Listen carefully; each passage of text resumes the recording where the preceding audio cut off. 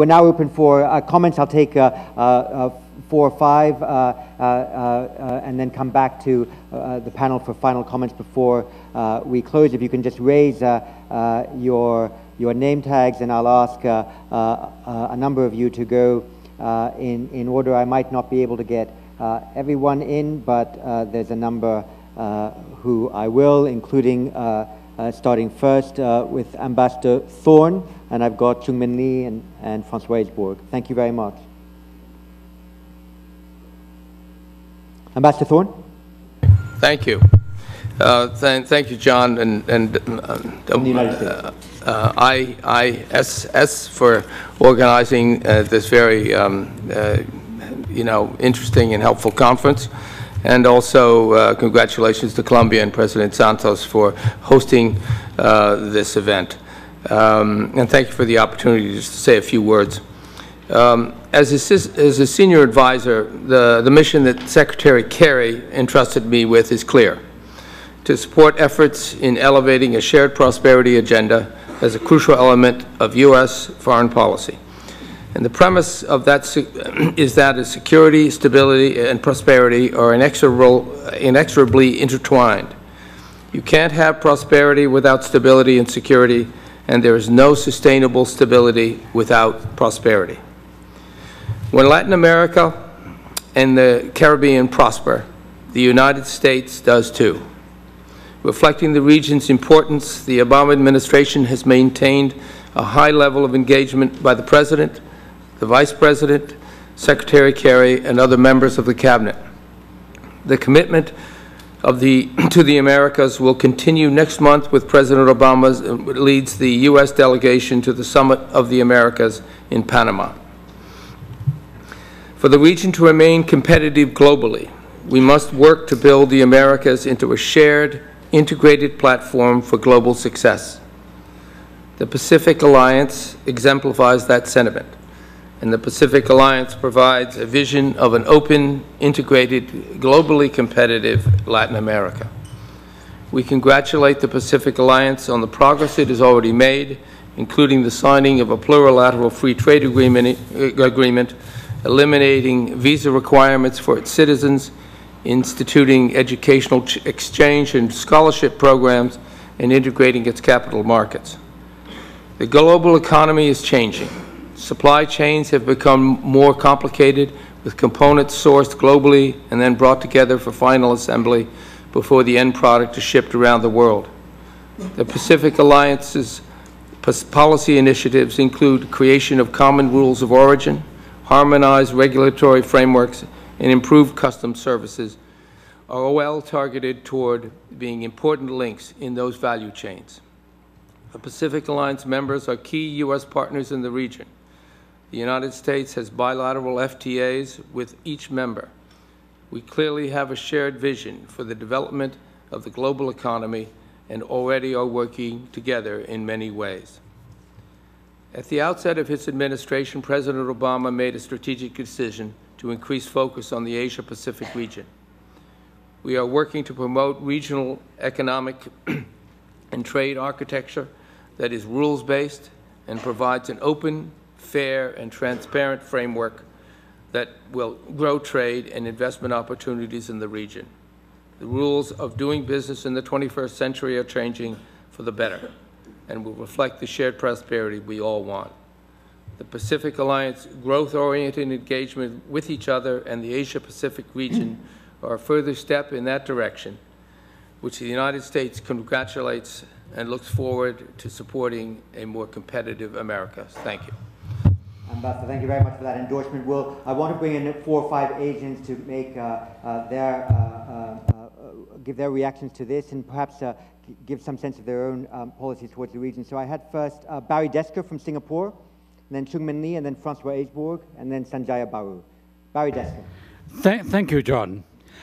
For Southeast Asia, with the combined GDP in ASEAN of US 2.4 trillion in 2013, an institutional relationship with the Pacific Alliance represents a partnership of equals, creates a bridge across the Pacific, and provides an opportunity to increase trade, investment, and services linkages.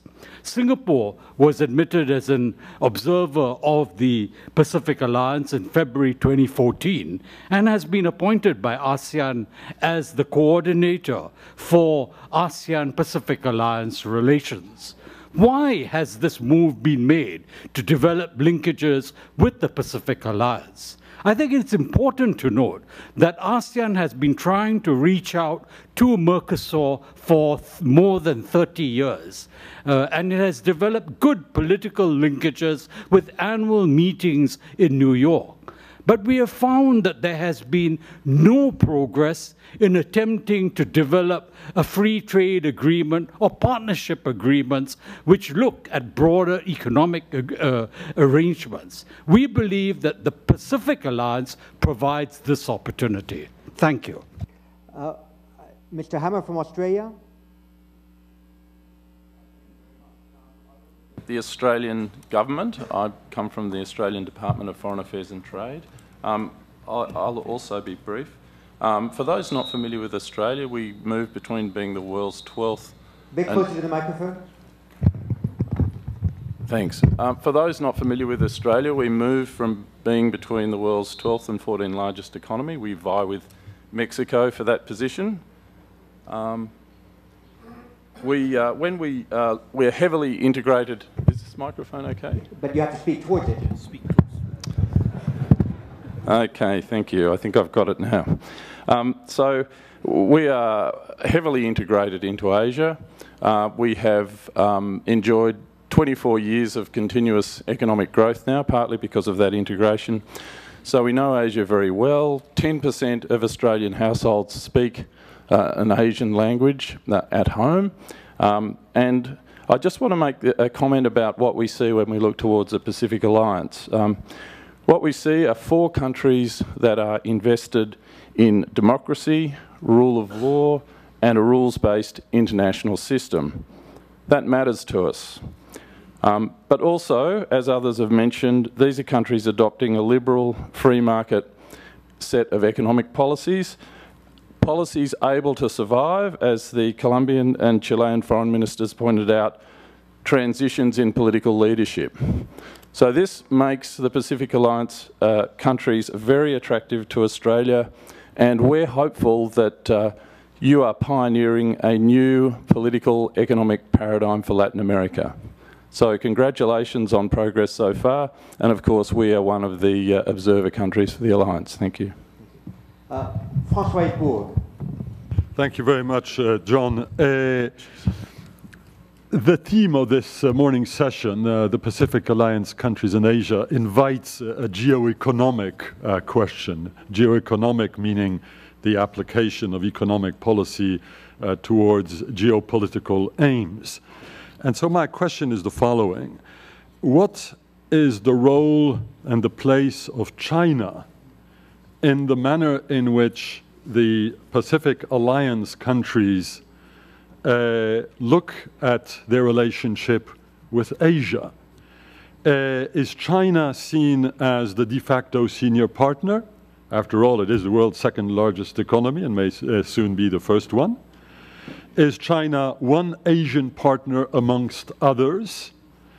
Or is there a perceived need to hedge against excessive dependence vis-à-vis China by broadening the relationship of the Pacific Alliance countries towards other Asian partners? And when listening to Ambassador Hammer a few seconds ago, where he made the relationship between, democracy, rules-based, things which do not immediately call to mind China, I was wondering whether others here didn't also have this question in mind. And it's not an academic one. Of course, the TPP does not include China. Chipman Lee from Korea.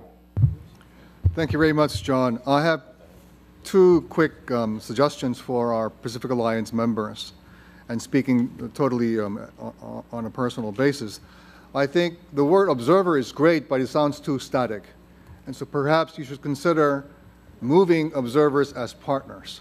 And so if we are partners to the Pacific Alliance, I'm sure there will be much more proactive engagement from the Asian side.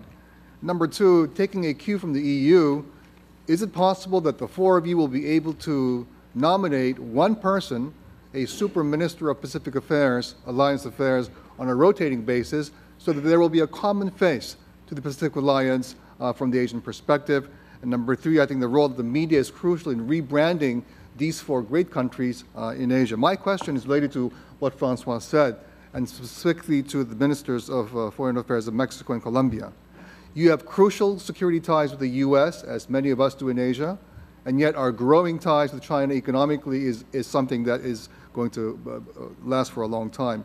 How will you balance your security ties with Washington and your growing economic ties with China? Thank you. From India, Sanjaya Baru. Thank you, John. My question in some ways is a continuation of the earlier two questions. As the Director for Geoeconomics and Strategy at the IISS, I was pleasantly struck by the fact that we heard four foreign ministers speak only about trade. I was wondering, sitting here, that if we had the trade ministers of these four countries in this session, what statement, how their statement would be any different. And I think that is a strength, as Chung Min Lee just mentioned, and Francois Hesburg, that this is a geo-economic alliance, where focus from all the statements has been on trade, on investment, and on integrating with the rising Asia. But I was also struck by the comment of the last speaker, Minister Riveros, which reminded me of what I think Fukuyama says, which is that the three pillars of the Pacific Alliance are free markets, rule of law, and democracy. And that brings in politics into the discussion. So I think it will be useful to hear from the foreign ministers some perspective on how they look at the evolving politics of Asia. Felipe Larin from Chile. Gracias, John. Thank you, John. Congratulations for a very interesting conference. I would like to, from the perspective of having participated in the creation of the Pacific Alliance as the Minister of Finance in the previous administration in my country, and to think that this, as Edgardo Riveros, this is something that goes beyond governments, administrations, and just as was said by the Minister of Foreign Affairs of Colombia, this is something that is much more than a country and a group of countries than a specific government. And that's why the question that I have is in regards to the institutionality of the alliance. One of the issues that I believe is central to developing the alliance is how we are going to consolidate institutionality, how we can deepen the alliance, and how this can be made compatible with the necessary process of growth that the alliance will have towards other countries. And I present this here because there's a certain tension. One could think that it's necessary to deepen the institutionality first and then expand. But we face the reality that there are a series of countries that would like to be members.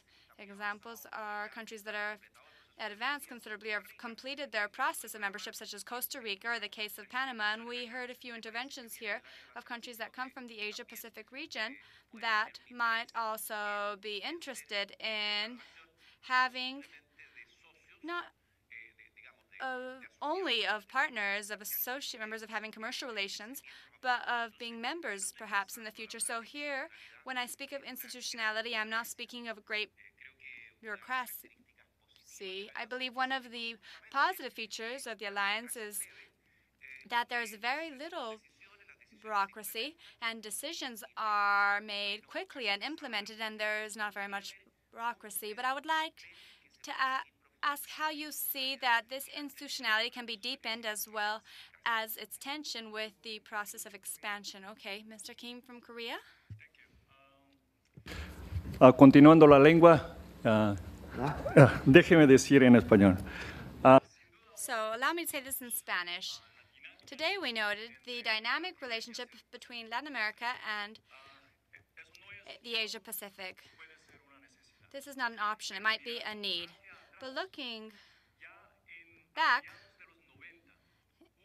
in the mid-90s, there was already a great interest by from Latin America in the Asia-Pacific region. But unfortunately, the financial crisis in Asia, 98 and 99, slowed down that moment and delayed the dynamism 5 years or even 10 years.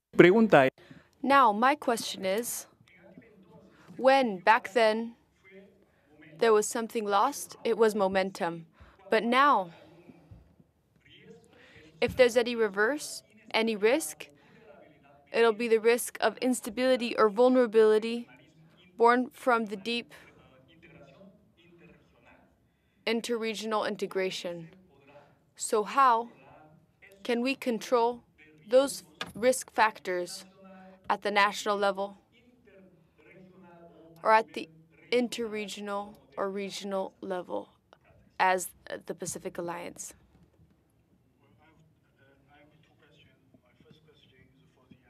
For these four foreign ministers.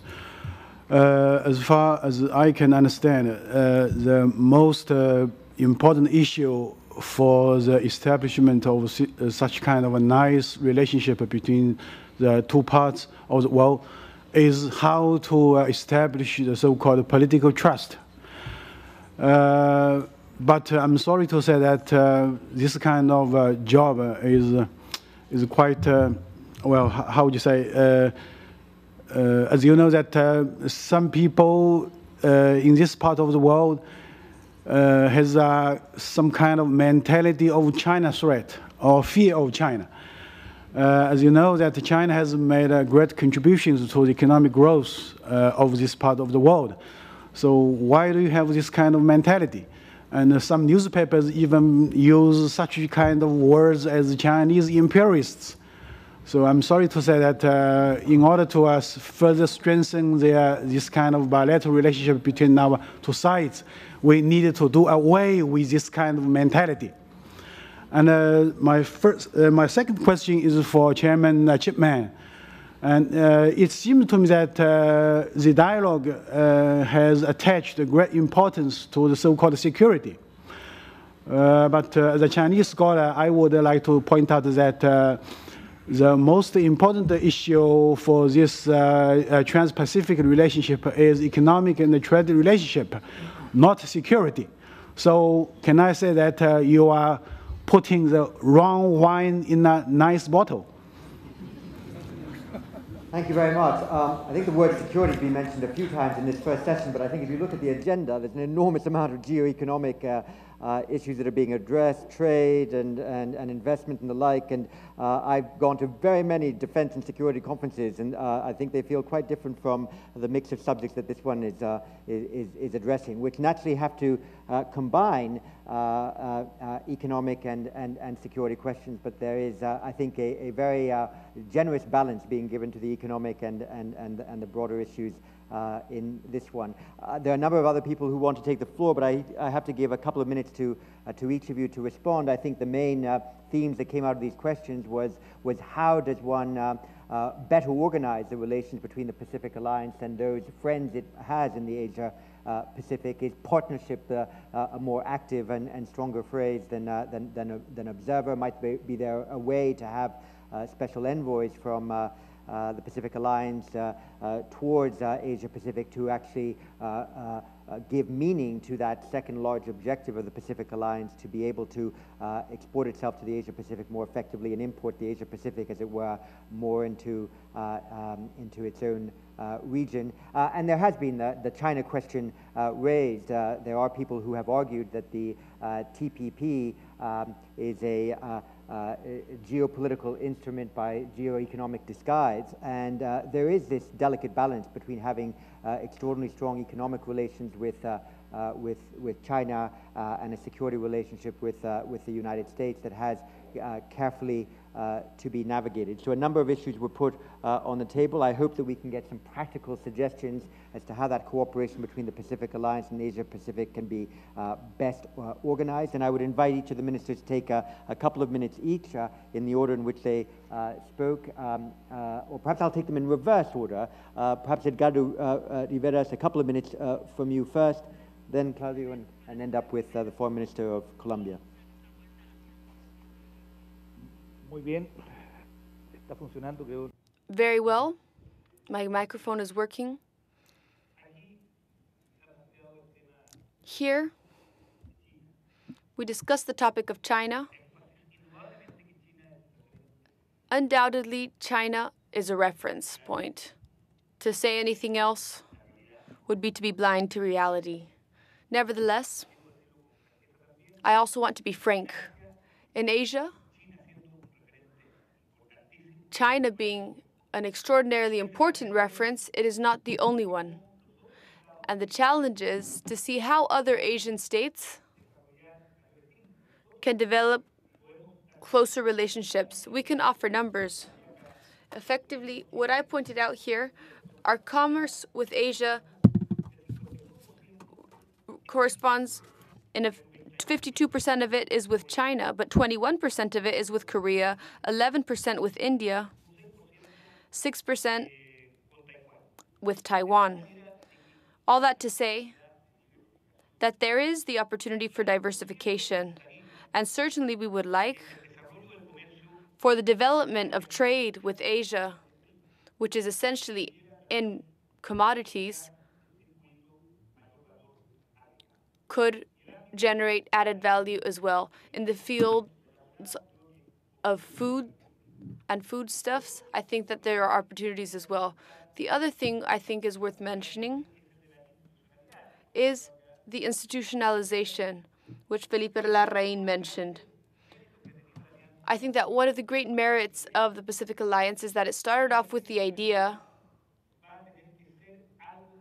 and institutionalization will have to serve the idea and not the other way around, rather than creating the institutions and then going in search of an idea. Here, it happened the other way. But I do believe that the institutionalization will be necessary. A perspective on the Framework Convention. There are institutional aspects that are ineludible. There are things that we need to control, because as we develop closer relationships and more important relationships towards the rest of the world, we will doubtlessly require the necessary mechanisms for resolving controversies. And it's interesting, the idea of changing the name observer to partner. Lastly, in terms of politics, the truth is that politicians, we've had to learn about economics, and economists have had to learn about politics. And frankly, the two of these are quite implicated. It seems unlikely that we can't place these two topics on the table at the same time, because I think that so long as they are separated and held apart, we will not achieve the success that we seek. So I feel that this relationship is key. And of course, political structures within countries are not foreign to results. Understanding this as a central aspect of globalized commerce and stable globalized commerce, well, my 2 minutes are up, but I want to be rigorous. So I'm going to stop here. Claudio, I hope you can hear me. First of all, I wanted to point out that it has been very stimulating to hear the different comments of the participants. And it's nice to see that there's such a positive appreciation of what the Pacific Alliance means and its prospects. We have been working very hard so that the role of observers can be translated into useful and concrete activities in terms of cooperation. Each of us has identified certain specific areas that we have been designing and working on. So I was very pleased with Australia's comment. With regards to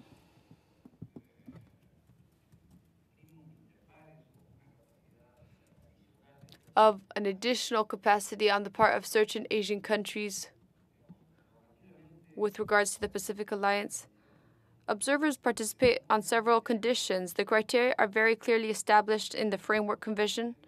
There are not many criteria, but they are very clear. That is not to say, as Edgardo was so aptly commenting a minute ago,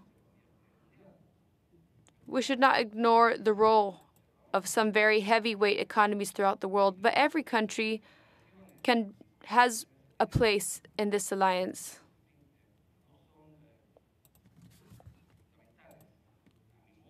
And I feel that these are not fundamental with regards to the benefits of a broader cooperation with each one of the countries. I would also like to point out, apropos of a comment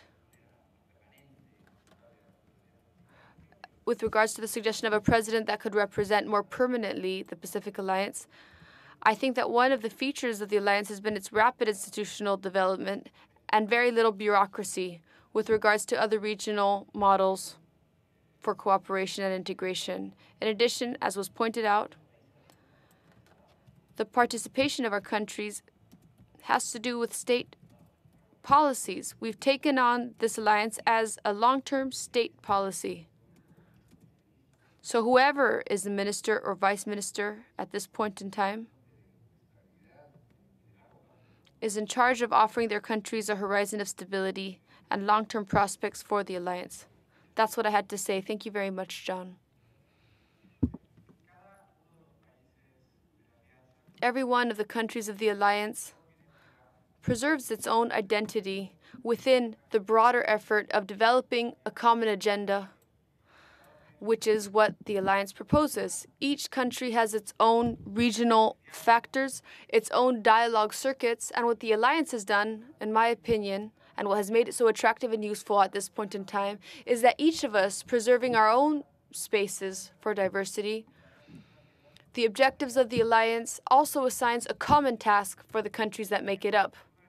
I believe that the architecture of the alliance, in terms of its flexibility and its limited institutions and bureaucracy, has meant an advantage. I think that the difference between the ambition of the four founding countries and the flexibility that we offer to observers can be used and responds to many of the questions that have been presented here. The political objectives of the alliance means that Mexico will discuss everything with Colombia, Chile, and Peru, and that indicates the topics that we discuss. We want to discuss commerce, visas, cooperation, security, tourism. But with regards to the observers, we have to identify what elements bring the observer into the alliance. We have to take into account what the observer wants to discuss with the countries of the alliance, and we have to find value in that dialogue. The value we'll find with each of those countries will be different. It won't be the same dialogue with certain countries of given characteristics as with others. So within that activity and that flexibility, we can find mechanisms that allow us to enrich the dialogue with, for instance, China, and at the same time, enrich our dialogue with other countries of Southeast Asia. So I think that the scheme's flexibility is its main advantage. We have broad opportunities to develop dialogues with the countries that make up the alliance. But developing spaces of dialogue with observers and the alliance that can become a real deliverable linked to the reality of that particular country allows great flexibility and therefore great strength. You can imagine what this has meant in internal discussion, all of the questions that you have brought up. Institutionalization, how much should we grow the alliance in bureaucratic terms or in giving it a specific institution? Or should we continue working as we have been, in which the pro tempore president plays an important role and is the one that guides the alliance during that year? If we begin to grow, and this has been discussed among presidents, if we create bureaucracies, it is very likely that the alliance will lose its dynamism and creativity. So in that sense, I do think that we should work to move at a quicker pace with regards to what we've generated in many countries. But we should also continue to work with the existing institutions to prevent it from becoming a bureaucratic behemoth without direction. If anything has been effective with the alliance is that the four countries have focused on the fact that this is an economic and commercial forum. We are not a political mechanism. We don't take any sort of political position either within the region or in the world. We are focused on how we can grow and how we can become more competitive and how we can help our business people to understand that with the support of governments, they can arrive in other countries under better conditions. That's what we have been focusing on and what we will continue to focus on. And in that joint labor between business people and government, oftentimes we would like to see business people freer in Asia, for them to feel that they have a partner, but for them not to be afraid either of the distance or of the unknown. And we believe that the alliance is that vehicle that will be able to take these business people with much more ease to spaces that, in the Colombian case, we are further behind than our partners here. A last word on China. China is one among other Asian countries. Neither can we forget that for many of those who are sitting here, China is their main commercial partner or their second commercial partner. And that generates a different kind of relationship. So of course that relationship will grow a little more quickly, and that is useful and productive for all parties. So it has no special connotations other than that it is a primary commercial partner for many of us. Thank you, Minister.